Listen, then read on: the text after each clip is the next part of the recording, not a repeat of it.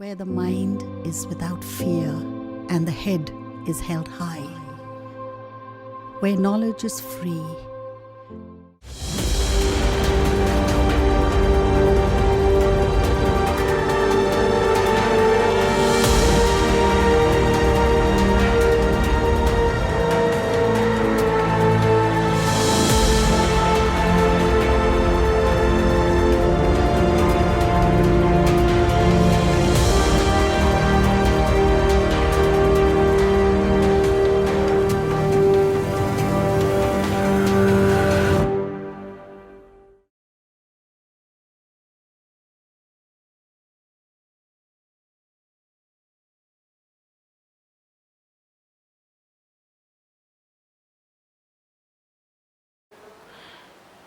মালদা জেলা প্রশাসনের উদ্যোগে জেলা শিক্ষা দপ্তর এবং মালদা জেলা স্কুলের সহায়তায় যে অনলাইন ক্লাসের আয়োজন করা হয়েছে তাতে আমি শ্রী বিশ্বজিৎ দত্ত, সহশিক্ষক, বায়োলজির, মালদা জেলা স্কুল। তোমরা এর আগের ক্লাসগুলো করেছো, সেই ক্লাসগুলোতে যা পড়ানো হয়েছে আশা করি সেগুলো তোমরা প্রত্যেকেই বাড়িতে পড়েছো বা পড়ছো। আমরা আজকে ক্লাস 11-এর বায়োলজির দ্বিতীয় unit structural organisation in plants and animals, এই ইউনিটের 3 নম্বর chapter structural organisation in animals, এইটা সম্বন্ধে আমি তোমাদেরকে আজকে পড়াবো। এখানে প্রথমে আমরা দেখব সেটা হচ্ছে যে স্ট্রাকচারাল অর্গানাইজেশন ইন অ্যানিম্যালস। এখানে প্রথমেই যেটা অ্যানিম্যাল টিস্যু বা পড়ার আগে প্রথমেই জানবো আমরা what is tissue.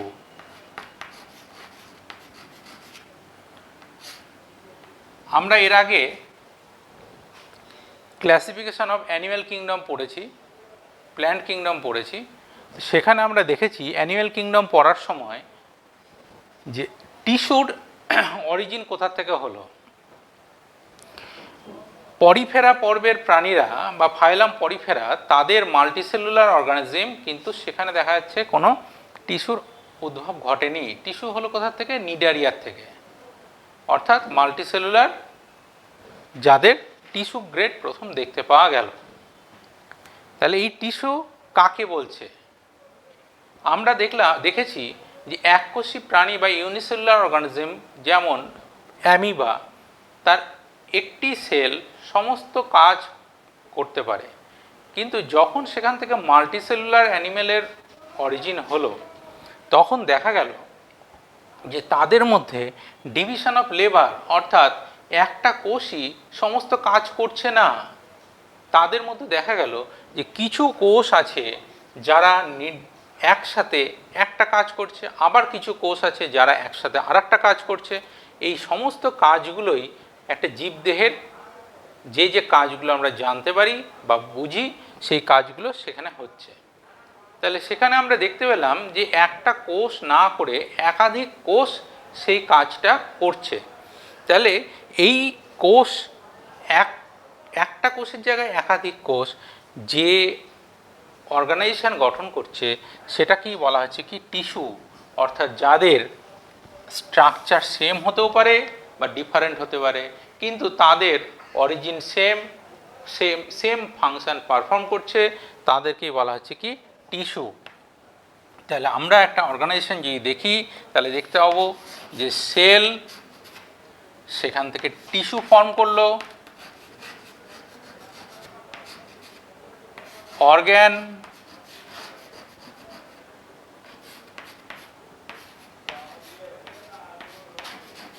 System,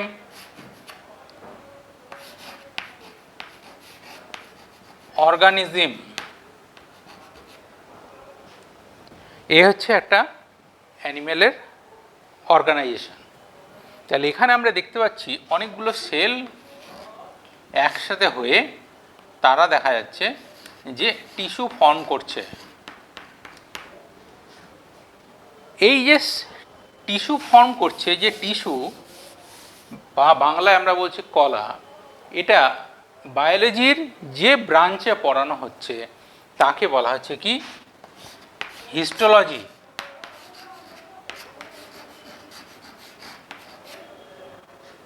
histology জীববিদ্যার একটা ব্রাঞ্চ, যেখানে টিস্যু নিয়ে স্টাডি করা হচ্ছে বা টিস্যু নিয়ে আলোচনা করা হচ্ছে, তাকেই বলা হচ্ছে কি histology.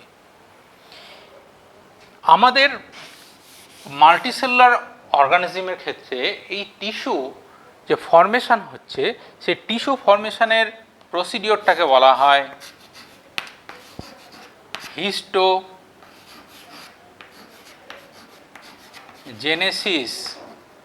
Genesis means formation, genesis means formation.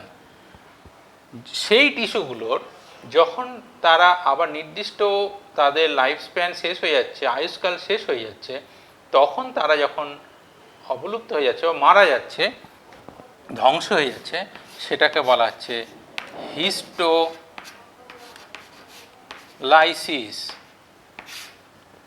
হিস্টোজেনেসিস এবং হিস্টোলাইসিস। অ্যানিম্যাল টিস্যু সম্বন্ধে আমরা প্রাথমিকভাবে এইটুকু তোমরা জানতে পারলে। এরপরে আমরা পড়ব টাইপস অফ টিস্যু। কত ধরনের টিস্যু আছে? আমরা প্রধানত আমাদের যে টিস্যুগুলো জানতে পারি, প্রধানত 4 ধরনের টিস্যু আমরা জানি। কি কি tissue? Types of tissue: epithelial tissue,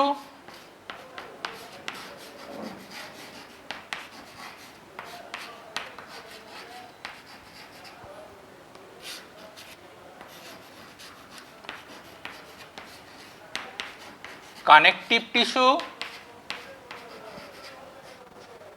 epithelial tissue, connective tissue,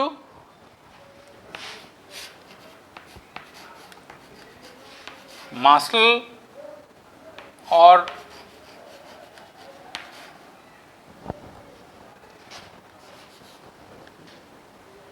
muscular tissue,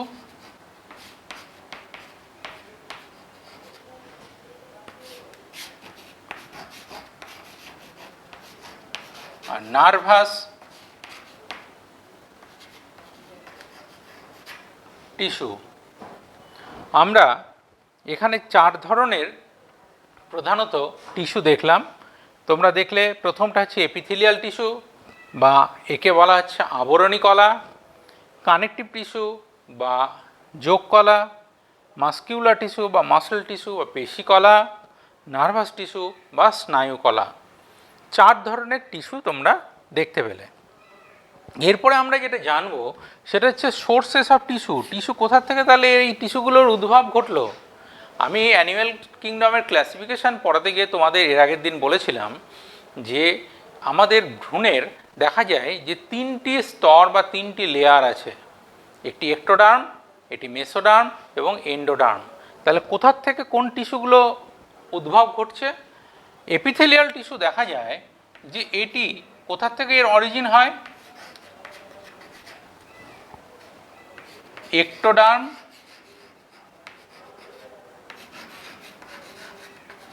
mesoderm এবং এন্ডোডার্ম। এই 3 জায়গা থেকেই এপিথেলিয়াল টিস্যুর উদ্ভব ঘটছে। কানেকটিভ টিস্যুর কোথা থেকে উদ্ভব ঘটে? এটি উদ্ভব ঘটে মেসোডার্ম।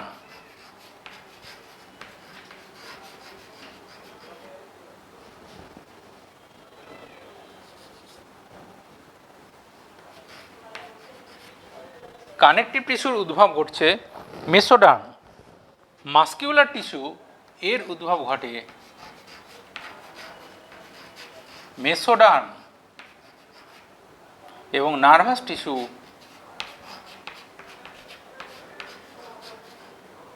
এক্টোডার্ম।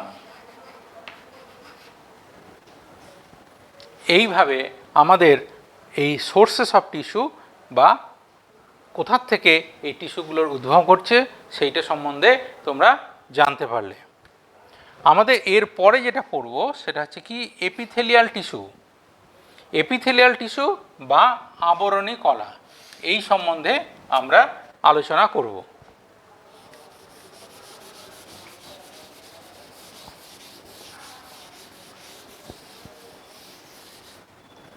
এপিথেলিয়াল টিস্যু বা আবরণী কলা কাকে বলে?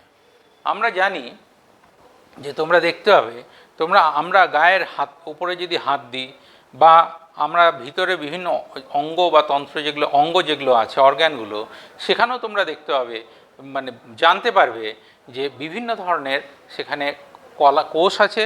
এর মধ্যে আবরণ যে গঠন করেছে যে কোষগুলো, সেই কোষগুলো একত্রিত হয়ে যে কলা গঠন করছে তাকে বলা হচ্ছে এপিথেলিয়াল টিস্যু। অর্থাৎ যে কোষগুলো একত্রিত হয়ে আমাদের দেহের বহির্গাত্রে অথবা দেহে অভ্যন্তরীণ দেহযন্ত্রের আবরণ গঠন করেছে তাকেই বলা হচ্ছে কি এপিথেলিয়াল টিস্যু। এটা হচ্ছে এপিথেলিয়াল টিস্যুর আমরা কি জানলাম সংজ্ঞা। এই এপিথেলিয়াল টিস্যুর ক্যারেক্টারিস্টিক্স কি কি, এর বৈশিষ্ট্যগুলো কি কি? এপিথেলিয়াল টিস্যুর ক্যারেক্টারিস্টিক্স দেখলে আমরা দেখতে পাবে যে এই টিস্যুর কোষগুলো তারা বিভিন্ন আকৃতির হতে পারে। এরা ঘনকের মতন হতে পারে, আঁশের মতন হতে পারে, অথবা লম্বাটে হতে পারে, বিভিন্ন আকৃতির প্রধানত হয়। এবং এই কোষগুলো দেখা যায় যে একটি ভিত্তি পর্দা, বেসমেন্ট মেমব্রেন, তার উপরে তারা সজ্জিত থাকে। বেসমেন্ট মেমব্রেনের উপরে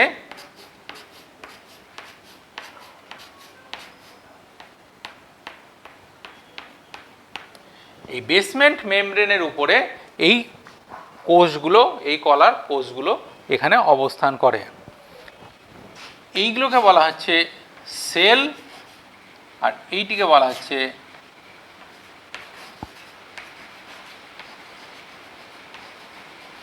বেসমেন্ট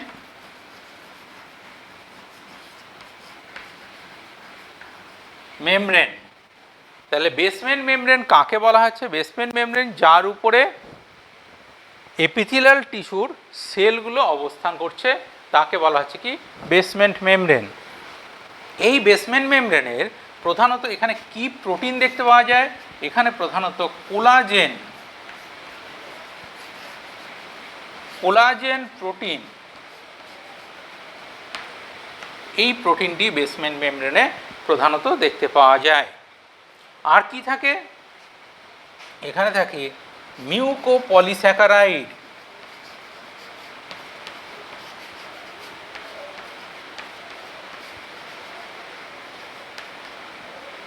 মিউকোপলিস্যাকারাইড এর উপরে এই সেলগুলো অবস্থান করছে।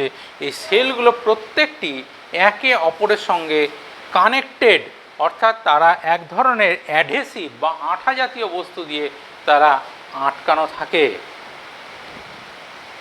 এই প্রপার্টিটা একটা নর্মাল সেলের ক্ষেত্রে দেখতে পাওয়া যায়।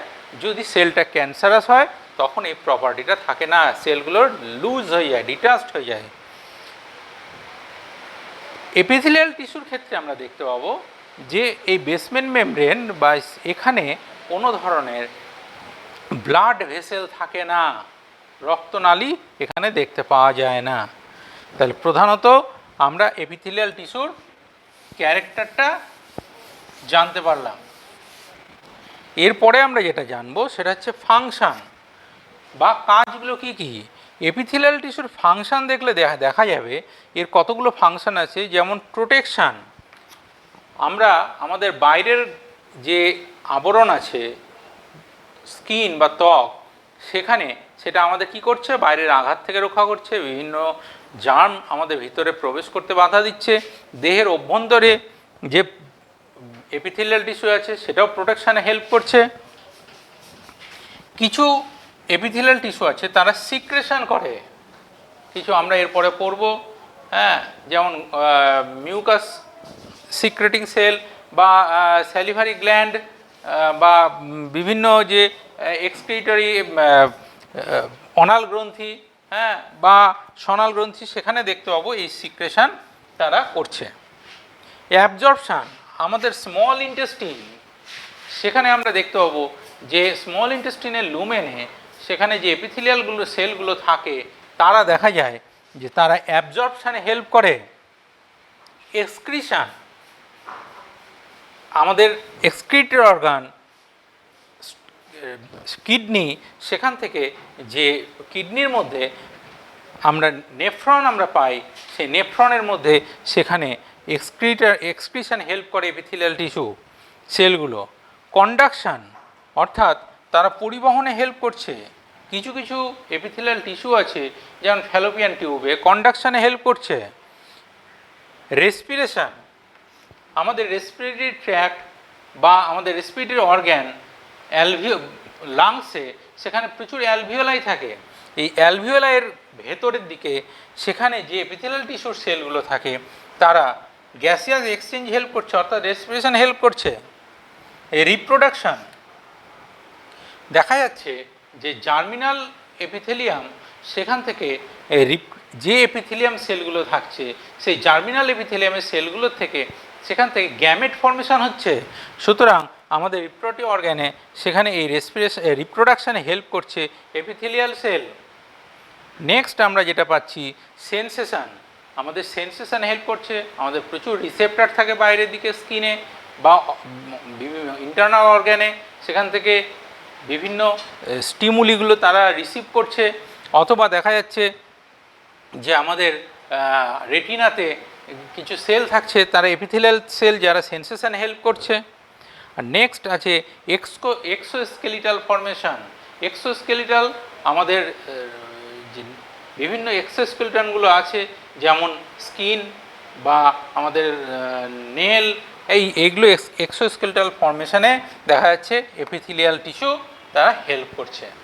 তাহলে আমরা এখান থেকে এর প্রধানত পড়লাম কি what is animal tissue, animal tissue কাকে বলে, what are the types of animal tissue, কত ধরনের অ্যানিম্যাল টিস্যু আছে, সেই অ্যানিম্যাল টিস্যুগুলো কোথার থেকে উৎপন্ন হচ্ছে। আমরা এপিথেলিয়াল টিস্যুর তার মধ্যে প্রথম যেটা আছে সেটা হচ্ছে এপিথেলিয়াল টিস্যু। এপিথেলিয়াল টিস্যুর সম্বন্ধে আমরা তার সংজ্ঞা জানলাম, তার ক্যারেক্টারিস্টিক্স জানলাম, তার ফাংশানগুলো কী কী জানলাম। ফাংশানের মধ্যে আমরা কী কী পেলাম, protection, secretion, absorption, excretion, conduction, respiration, reproduction, sensation, exoskeletal formation. এই ফাংশানগুলো কে পারফর্ম করছে, এপিথেলিয়াল টিস্যু। নেক্সট আমরা যেটা এরপরে পড়ব সেটা হচ্ছে classification of epithelial tissue. Next আমরা যেটা পড়ব সেটা হচ্ছে classification of epithelial tissue. Epithelial tissue আমরা প্রধানত 3 ধরনের এপিথেলিয়াল টিস্যু পাই। একটিকে বলা হচ্ছে সিম্পল এপিথেলিয়াম টিস্যু বা সিম্পল এপিথেলিয়াল টিস্যু বা সিম্পল এপিথেলিয়াম। আরেকটি হচ্ছে কম্পাউন্ড এপিথেলিয়াল টিস্যু আর কম্পাউন্ড এপিথেলিয়াম। আর আরেক ধরনের হচ্ছে গ্ল্যান্ডুলার এপিথেলিয়াল টিস্যু বা গ্ল্যান্ডুলার এপিথেলিয়াম, অর্থাৎ সরল আবরণী কলা, যৌগিক আবরণী কলা এবং গ্রন্থিময় আবরণী কলা। 3 ধরনের আবরণী কলা আমরা প্রধানত পাই। আমরা এইবারে প্রত্যেকটা টাইপ সম্বন্ধে সিম্পল এপিথেলিয়াম, কম্পাউন্ড এবং গ্ল্যান্ডুলার সম্বন্ধে আমরা দেখব।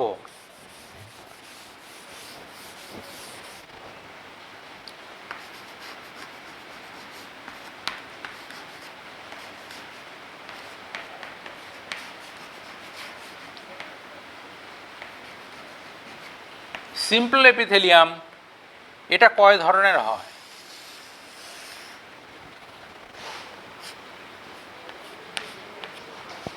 Squamous epithelium,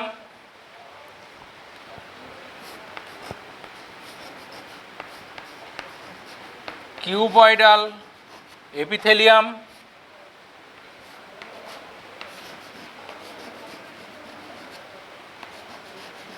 columnar epithelium,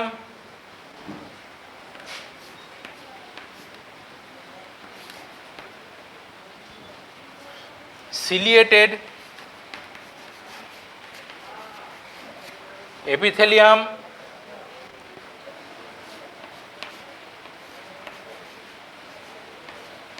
sensory epithelium,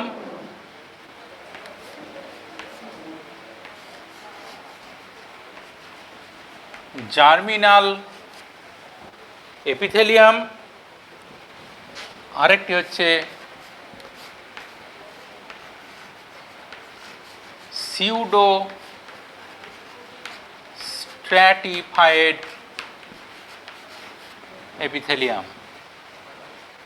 আমরা এপিথেলিয়াল টিস্যুকে প্রধানত এই কয় ভাগে ভাগ করতে পারি।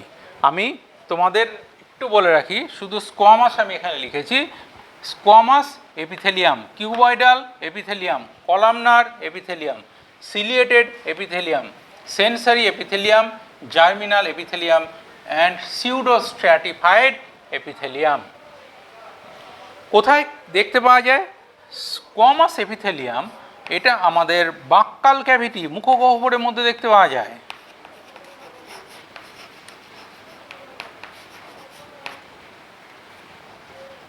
বাক্কাল ক্যাভিটিতে মুখগহ্বরে এটা দেখতে পাওয়া যায়। কিউবয়েডাল এপিথেলিয়াম এটা দেখা যায় লালা গ্রন্থি বা salivary gland.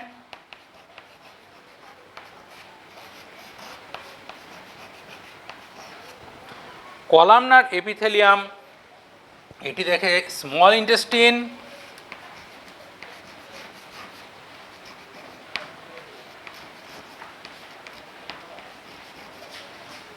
Ciliated epithelium fallopian tube.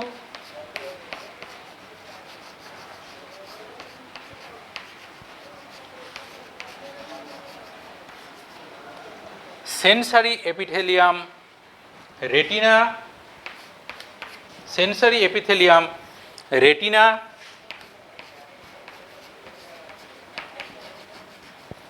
Germinal epithelium seminiferous tubule. Pseudostratified pharynx অর্থাৎ গলবিল।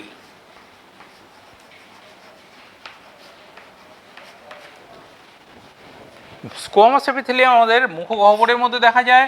কিউবয়েডাল এপিথেলিয়াম স্যালিভারি গ্ল্যান্ড, লালা গ্রন্থিতে দেখা যায়। ক্ষুদ্রান্তে দেখতে পাওয়া যায় columnar epithelium.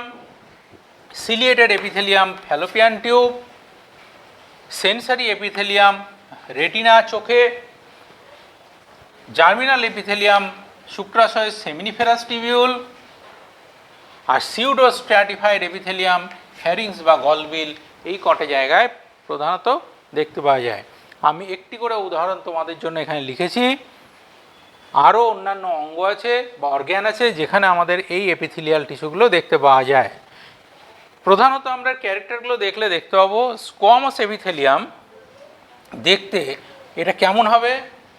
Scale of fish বা মাছের আঁশের মতন, অর্থাৎ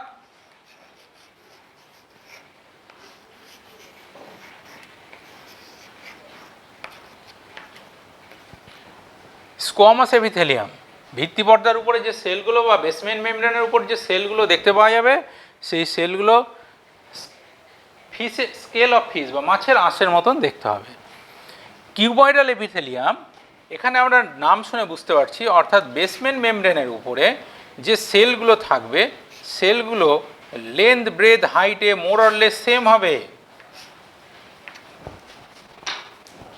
আমরা যদি এটা বেসমেন্ট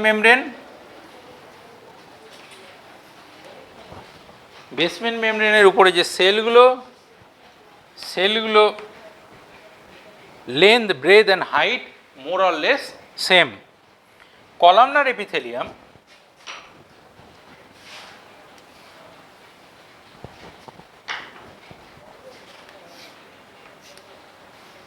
হাইট অনেক বেশি হবে, অর্থাৎ লেন্থ ব্রেথের তুলনায় হাইটগুলি অনেক বড় হবে, অর্থাৎ লম্বাটে। Columnar epithelium. সিলিয়েটেড এপিথেলিয়াম সিলিয়াযুক্ত, অর্থাৎ সিলিয়েটেড এপিথেলিয়ামের যে সেলগুলো হবে সেই সেলগুলো দেখতে পাওয়া যাবে কেমন হবে?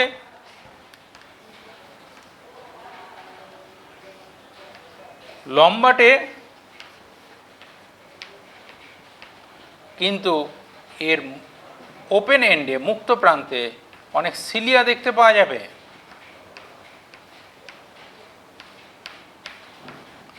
সিলিয়াযুক্ত কোষগুলো হবে।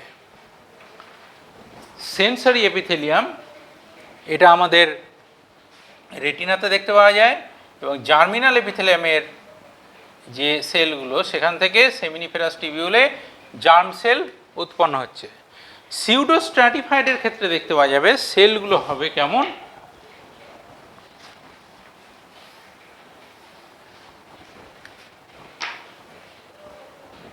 দেখে মনে হবে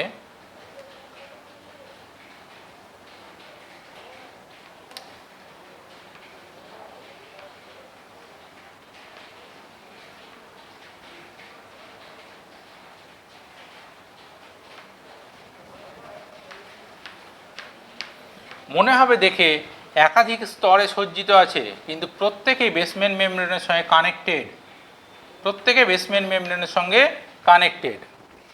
এখানে আমরা একটা জিনিস দেখব, সেটা হচ্ছে যে এই কলামনার এপিথেলিয়াম প্রধানত দুই ধরনের হয়।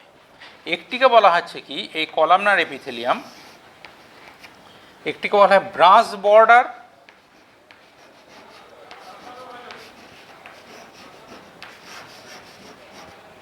আর আরেকটিকে বলা হয়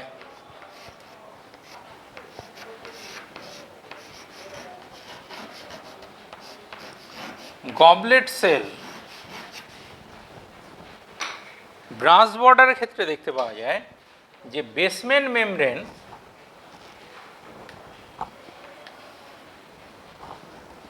তার উপরে যে সেলগুলো থাকবে সেই সেলগুলোর ওপেন এন্ডটা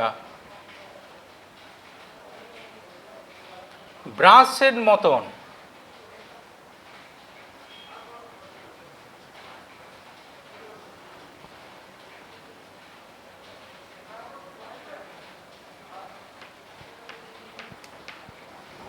স্মল ইন্টেস্টিনে আমরা এই সেলগুলোকে দেখতে পাই।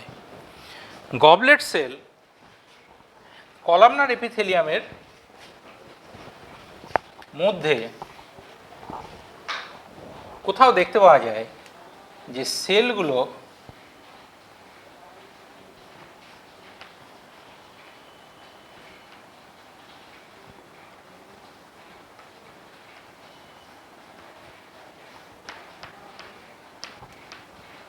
এই যে সেলটা, এই সেলটাকে বলা হচ্ছে গবলেট সেল, সিক্রেশনে হেল্প করে। এই দুই ধরনের কলামনার এপিথেলিয়াম আমরা প্রধানত পাই। তোমরা আশা করি বুঝতে পেরেছ। এরপরে আমরা যেটা পড়ব সেটা কম্পাউন্ড এপিথেলিয়াম।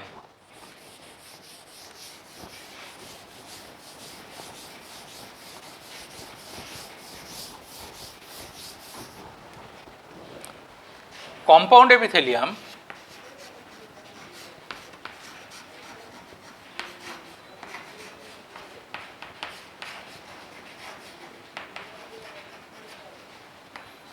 প্রধানত কয় ধরনের?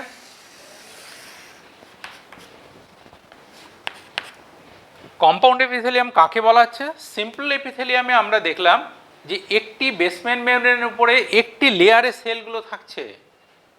কম্পাউন্ড এপিথেলিয়ামে আমরা দেখতে পাবো বেসমেন্ট মেমব্রেনের উপরে একাধিক লেয়ারে সেলগুলো থাকবে, অর্থাৎ কোষগুলো একের অধিক স্তরে সজ্জিত থাকবে। কি কি? Stratified,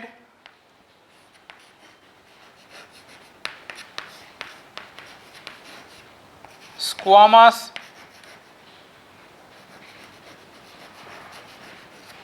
stratified squamous epithelium, stratified cuboidal epithelium, stratified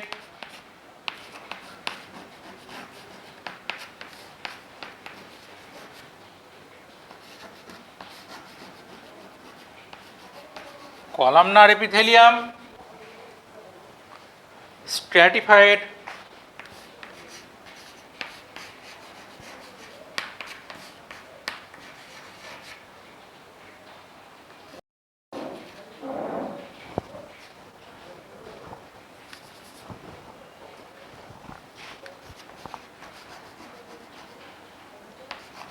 columnar ciliated epithelium, আরেকটি হচ্ছে ট্রানজিশনাল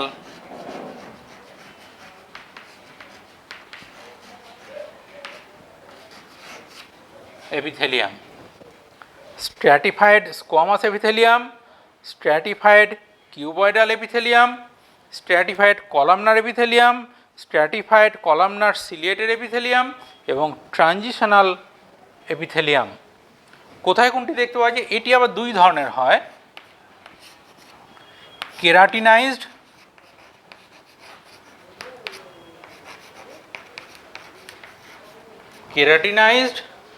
আর নন কেরাটিনাইজড।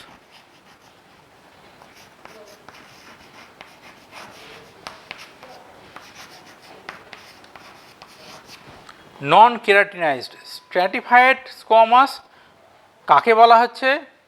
যখন দেখা যাচ্ছে যে বেসমেন্ট মেমব্রেনের উপরে যে সেলগুলো আছে একাধিক স্তরে সজ্জিত আছে এবং সেলগুলো দেখতে মাছের আঁশের মতন, তখন তাকে বলা হচ্ছে কি স্ট্র্যাটিফাইড স্কোয়ামাস এপিথেলিয়াম।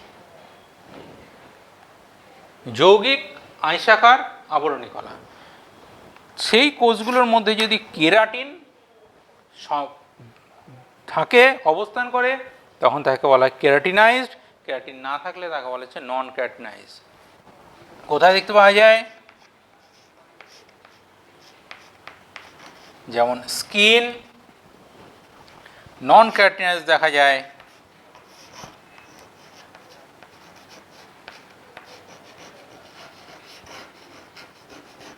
ইসোফেগাস।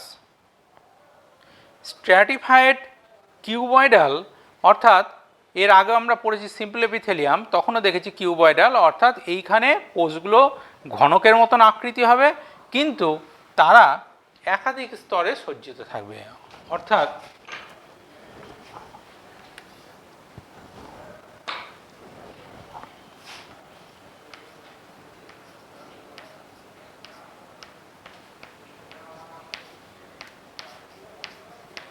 একাধিক স্তরে সজ্জিত আছে, সেই জন্য তাদেরকে বলা হচ্ছে কি স্ট্র্যাটিফাইড কিউবয়েডাল এপিথেলিয়াম। কোথায় দেখতে পাওয়া যায়? এটা দেখা যায় সোয়েড গ্ল্যান্ড।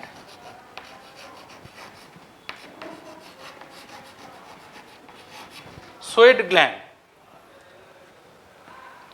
স্ট্র্যাটিফাইড কলামনার কোথায় দেখতে পাওয়া যায়? এটা ইউরেথ্রা অফ মেল। এবং কলামনার এপিথেলিয়ামে এটা দেখতে পাওয়া যাচ্ছে যে এরা লম্বাটে আকৃতির হবে কোষগুলো। স্ট্র্যাটিফাইড কলামনার সিলিয়েটেড এর মুক্ত প্রান্তে সিলিয়া দেখতে পাওয়া যাবে, কিন্তু একাধিক স্তরে সজ্জিত থাকে, কোষগুলো হচ্ছে লম্বাটে হবে। এটা কোথায় দেখতে পাওয়া যায়? ট্র্যাকিয়া।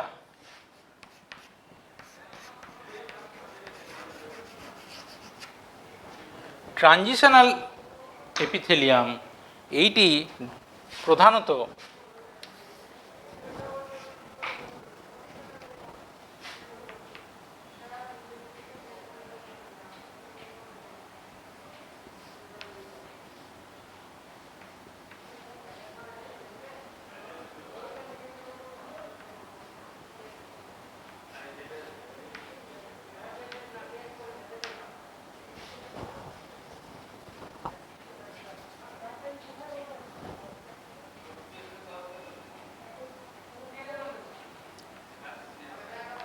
এইটি একাধিক স্তরে সজ্জিত থাকবে।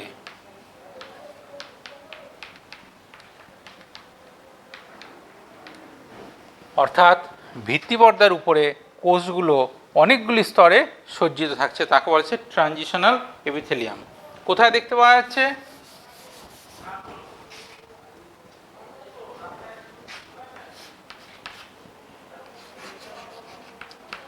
Urinary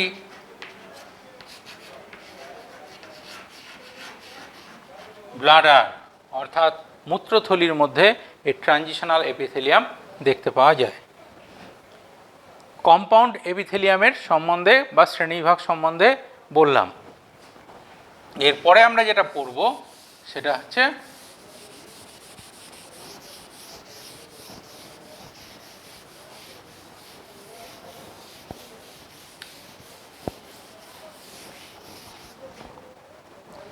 glandular epithelium.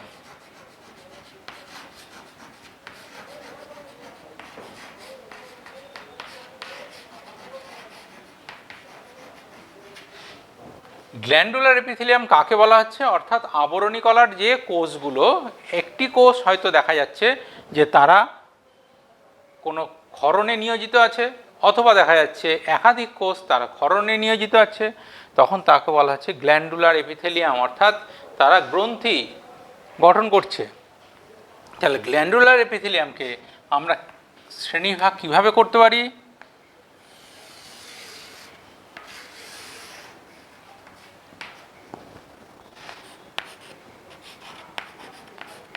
on the basis of number of cell, অর্থাৎ কোষের সংখ্যা অনুযায়ী আমরা এই গ্ল্যান্ডুলার এপিথেলিয়ামকে শ্রেণীবিভাগ করছি। কিভাবে? দুটো ভাগ। একটিকে বলা হচ্ছে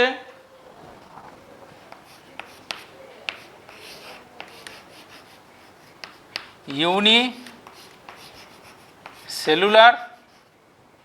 আর 2 নম্বর মাল্টি সেলুলার। ইউনিসেলুলার বা এককোষী, একটাই কোষ ক্ষরণে নিয়োজিত আছে, এপিথেলিয়াল সেল টিস্যু, তাকে বলা হচ্ছে কি ইউনিসেলুলার। তার উদাহরণ কি? যেমন গবলেট সেল। মাল্টিসেলুলার অর্থাৎ অনেকগুলি কোষ তারা দেখা যাচ্ছে ক্ষরণ করছে, যেমন স্যালিভারি গ্ল্যান্ড।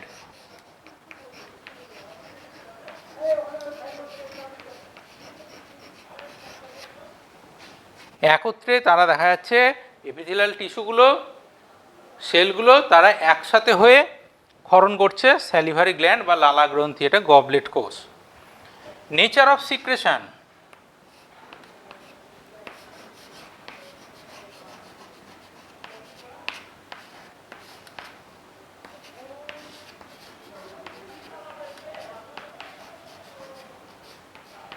অর্থাৎ ক্ষরণের প্রকৃতি। নেচার অফ সিক্রেশন অনুযায়ী আমরা গ্ল্যান্ডুলার এপিথেলিয়ামকে 3 ভাগে ভাগ করি: হলোক্রিন,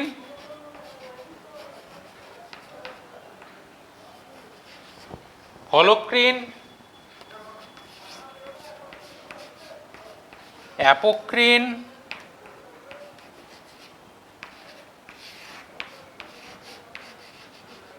মেরোক্রিন। 3 ধরনের গ্ল্যান্ড আমরা দেখতে পাই। হলোক্রিন গ্ল্যান্ডুলার এপিথেলিয়াম সেখানে দেখা যায়, অ্যাপোক্রিন এবং মেরোক্রিন। এর এক্সাম্পলগুলো কি কি? হলোক্রিন যেমন সিবেসিয়াস গ্ল্যান্ড,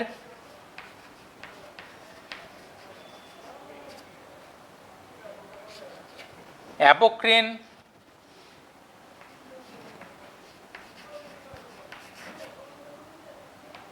ম্যামারি গ্ল্যান্ড,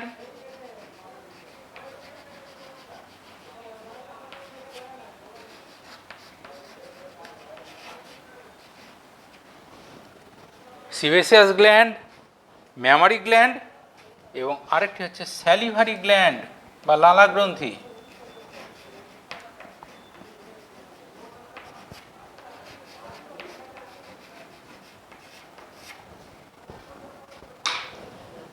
এটি সিবেসিয়াস গ্রন্থি, স্তন গ্রন্থি এবং স্যালিভারি গ্ল্যান্ড বা লালা গ্রন্থি, 3 ধরনের আমরা গ্ল্যান্ডুলার এপিথেলিয়াম পাই। হলোক্রিন গ্ল্যান্ড বা হলোক্রিন গ্ল্যান্ডুলার এপিথেলিয়াম, এক্ষেত্রে কী দেখতে পাওয়া যাচ্ছে? দেখা যাচ্ছে যে কোনো সেল সে সিক্রেশন করছে। এই সিক্রেশনটা কি হচ্ছে? যে সিক্রেশনটা এখান থেকে যখন সিক্রেটরি প্রোডাক্টটা বের হচ্ছে, সিক্রেটরি প্রোডাক্ট বাইরে বের হচ্ছে, তখন টোটাল সেলটা নষ্ট হয়ে যাচ্ছে বা মারা যাচ্ছে বা বাস্ট করে যাচ্ছে। এবং এর সিক্রেটরি প্রোডাক্টগুলো বাইরে বেরিয়ে আসছে, তখন তাকে বলা হচ্ছে কি হলোক্রিন গ্ল্যান্ডুলার এপিথেলিয়াম, এবং এটা সিবেসিয়াস গ্ল্যান্ডে এই ঘটনাটা দেখতে পাওয়া যায়। অর্থাৎ টোটাল গ্ল্যান্ডটাই ডিস্ট্রয় হয়ে যাচ্ছে, সেলটা। অ্যাপোক্রিনের ক্ষেত্রে দেখতে পাওয়া যায় যে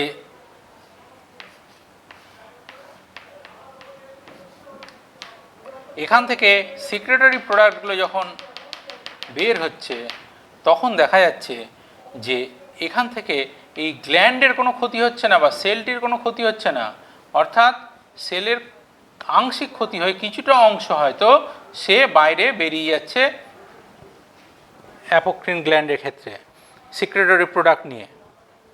মেরোক্রিনের ক্ষেত্রে দেখা যায়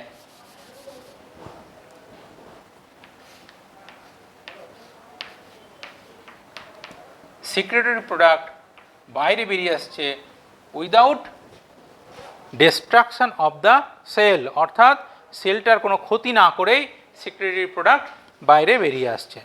এটাকে বলা হচ্ছে নেচার অফ সিক্রেশন অনুযায়ী 3 ধরনের গ্রন্থি। এরপরে আমরা যেটা পড়ব সেটা হচ্ছে কি যে কমপ্লেক্সিটি।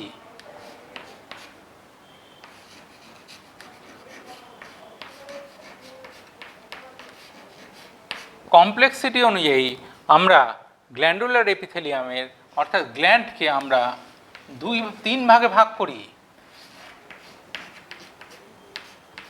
এক্সোক্রিন,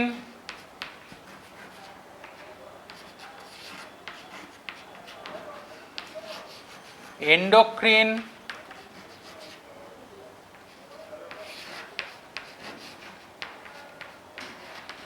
mixed gland.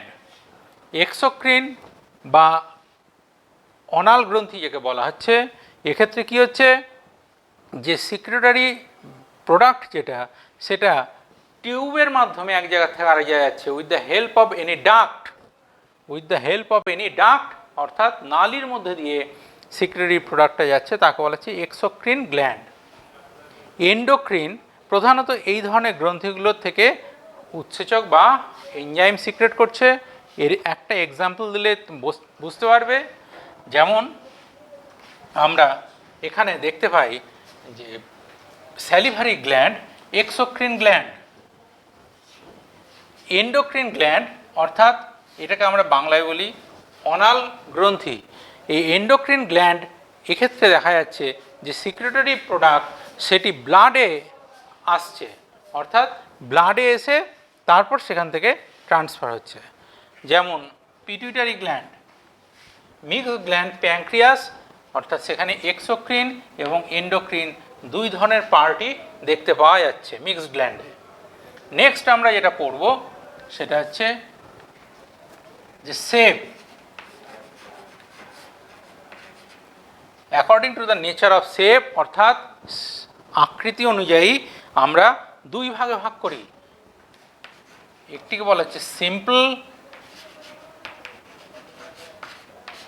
আর 2 নম্বর কমপ্লেক্স।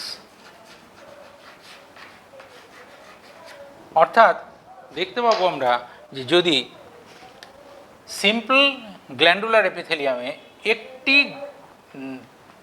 টিউব সে দেখা যাচ্ছে সিক্রেশন হেল্প করছে, কিন্তু কমপ্লেক্সের ক্ষেত্রে দেখা যাচ্ছে যে অনেকগুলি টিউব তার ব্রাঞ্চ তৈরি করেছে, তারা কমপ্লেক্স গ্ল্যান্ডুলার এপিথেলিয়াম ফর্ম করেছে। যেমন সিবেসিয়াস গ্ল্যান্ড সিম্পল এবং ম্যামারি গ্ল্যান্ড সেটা কমপ্লেক্স এপিথেলিয়াল টিস্যু। এটা সিবেসিয়াস গ্ল্যান্ড আর কমপ্লেক্স হচ্ছে কি যেমন ম্যামারি গ্ল্যান্ড। সিবেসিয়াস গ্ল্যান্ড এখানে নালীগুলো একটি থাকে, ম্যামারি গ্ল্যান্ডে একাধিক ডাক্ট দেখতে পাওয়া যাচ্ছে। তাহলে আমরা এখান থেকে 3 ধরনের এপিথেলিয়াল টিস্যু পড়লাম, তোমরা বুঝতে পারলে। এই 3 ধরনের এপিথেলিয়াল টিস্যু অর্থাৎ টোটাল এপিথেলিয়াম টিস্যুর তার শ্রেণীবিন্যাস বা ক্লাসিফিকেশনটা পড়তে হবে প্রত্যেকটি উদাহরণ সহযোগে, এবং প্রত্যেকটির 1-2 করে অন্তত বৈশিষ্ট্য বা ক্যারেক্টারগুলো তোমাদেরকে পড়তে হবে। এরপরের টপিক বা কানেকটিভ টিস্যু বা যোগ কলা। এই কানেকটিভ টিস্যু বা যোগ কলার তোমাদের প্রথমে যেটা জানতে হবে, যোগ কলা কাকে বলে? যে কলার কোষগুলো দেখা যাচ্ছে বিভিন্ন অঙ্গের মধ্যে, তন্ত্রের মধ্যে সমন্বয় সাধন করছে, অর্গান সিস্টেমের মধ্যে সমন্বয় সাধন করছে, তাকে বলা হচ্ছে কি কানেকটিভ টিস্যু বা যোগ কলা। এখানে এর ক্যারেক্টারগুলো কি কি কানেকটিভ টিস্যুর? এর প্রধান ক্যারেক্টারগুলোর মধ্যে তোমরা মনে রাখবে যে এখানে ম্যাট্রিক্স বা ধাত্র এবং সেল বা কোষ, এই দুটো অংশ দেখতে পাওয়া যায়। এই ম্যাট্রিক্সের পরিমাণটা সেলের থেকে কিন্তু বেশি থাকবে। ম্যাট্রিক্স বিভিন্ন রকমের হতে পারে, লিকুইড হতে পারে, সেমি লিকুইড হতে পারে, সলিড হতে পারে, বিভিন্ন রকমের হতে পারে, এবং সেল কিছু দেখতে পাওয়া যাবে, কিছু ফাইবার দেখতে পাওয়া যাবে। তাহলে এই কানেকটিভ টিস্যুর যে ম্যাট্রিক্স, সেই ম্যাট্রিক্সের এর কেমিক্যাল নেচারটা কি? কেমিক্যাল নেচারটা হচ্ছে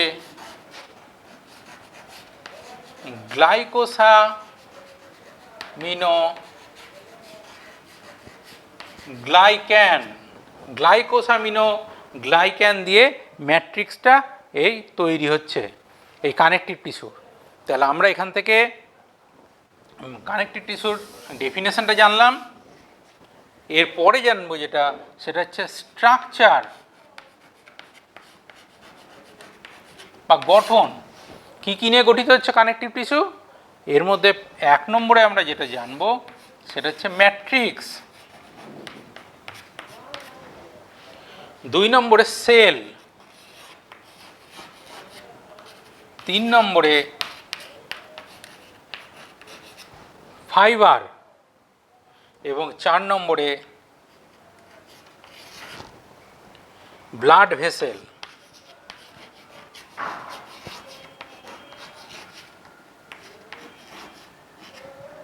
তাহলে কানেকটিভ টিস্যু বা যোগ কলা প্রধানত গঠিত হচ্ছে ম্যাট্রিক্স, সেল, ফাইবার এবং blood vessel.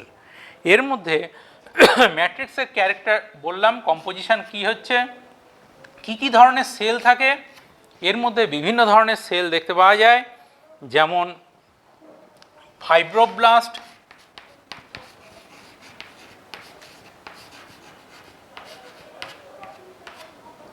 Macrophage,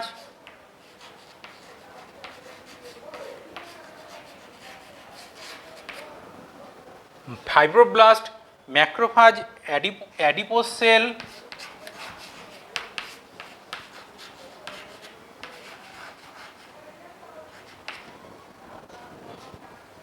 immunological sell,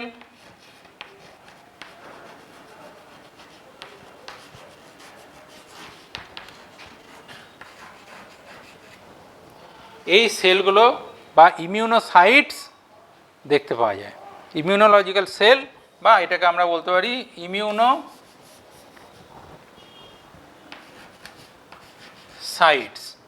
প্রধানত এই কোষগুলো আমরা কানেকটিভ টিস্যুতে পাই। ফাইবারের মধ্যে কি কি পাচ্ছি? যেমন কোলাজেন ফাইবার,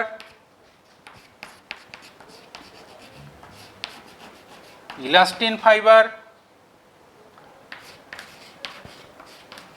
রেটিকিউলার ফাইবার, এই ফাইবারগুলো আমরা পাই। তাহলে আমরা এখান থেকে তোমরা দেখলে কানেকটিভ টিস্যু আর যোগ কলার কী কী দেখলে, ডেফিনেশান বা সংজ্ঞা। 2 নম্বরে দেখতে পেলে যেটা আমরা পেলাম সেটা হচ্ছে এর ক্যারেক্টারগুলো কি কানেকটিভ টিস্যুর, আর 3 নম্বরে এর গঠনটা কি হয়, স্ট্রাকচার। 3টা পয়েন্ট আমরা আজকে আলোচনা করলাম। তাহলে প্রথমে আমরা দেখলাম ডেফিনেশান,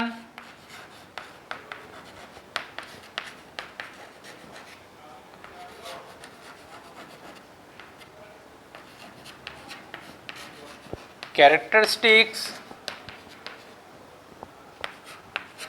এবং স্ট্রাকচার। এই 3টি পয়েন্ট আলোচনা। স্ট্রাকচার গঠনের মধ্যে যে কোনো কানেকটিভ টিস্যুতে প্রধানত কী কী থাকবে? ম্যাট্রিক্স, সেল, ফাইবার এবং ব্লাড ভেসেল। সেলের মধ্যে থাকবে ফাইব্রোব্লাস্ট, ম্যাক্রোফাজ, অ্যাডিপোজ সেল, ইমিউনোসাইটস। আর ফাইবারের মধ্যে থাকবে কি কি? প্রধানত কোলাজেন, ইলাস্টিন এবং রেটিকুলার ফাইবার। আর ব্লাড ভেসেল বা রক্তনালী সেখানে দেখতে পাওয়া যাবে। আমরা আজকে এই পর্যন্ত পড়লাম, তোমরা আজকে পড়লে। এর পরের দিন আমরা কানেকটিভ টিস্যুর ক্লাসিফিকেশনটা আলোচনা করব।